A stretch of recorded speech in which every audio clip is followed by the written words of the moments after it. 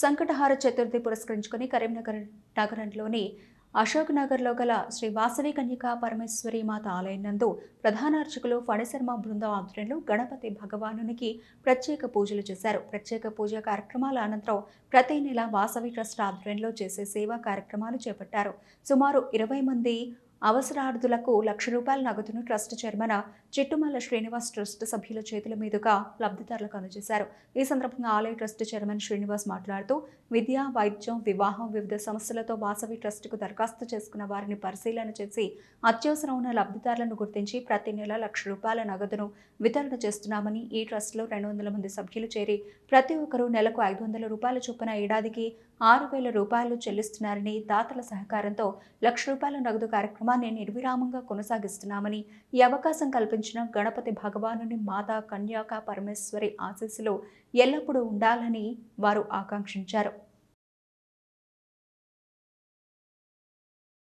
జై గణేష్. ఈరోజు సంకటహార చతుర్థిని పురస్కరించుకొని మన స్థానిక వాసవి కన్యకా పరమేశ్వరి దేవాలయం లోపల ఆలయ ప్రధాన అర్చకులు ఫణిశర్మ గారు అత్యంత భక్తి శ్రద్ధలతోటి భక్తులందరూ పాల్గొని పూజా కార్యక్రమాలు నిర్వహిస్తున్నారు.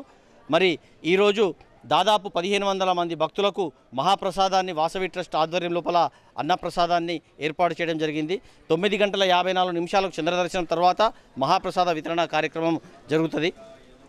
అదేవిధంగా వాసవి ట్రస్ట్ ఆధ్వర్యం లోపల మరి వాసవి ట్రస్ట్ సభ్యుల సౌజన్యంతో ప్రతి నెల ₹1,00,000 నగదును అవసరం ఉన్న పేదలకు, వైశ్యులకు, వైశ్యేతరులకు ఈ గణపతి భగవానుని సంకటహార చతుర్థి రోజున మరి వారి కష్టాలకు చేదోడు వాదోడుగా మనం కూడా సహకారం అందిద్దామన్న సత్సంకల్పంతో ₹1,00,000 నగదు వితరణ కార్యక్రమాన్ని ప్రారంభించినాము. అది ఈ నెల 11వ నెల.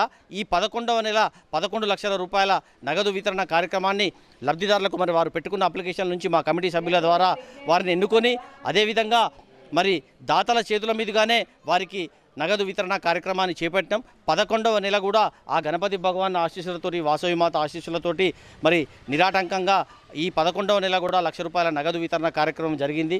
మరి లబ్ధిదారులకు ఆ గణపతి భగవాన్ ఆశీస్సులు పరిపూర్ణంగా లభించాలని, మరి వారి కష్టాలు తీరాలని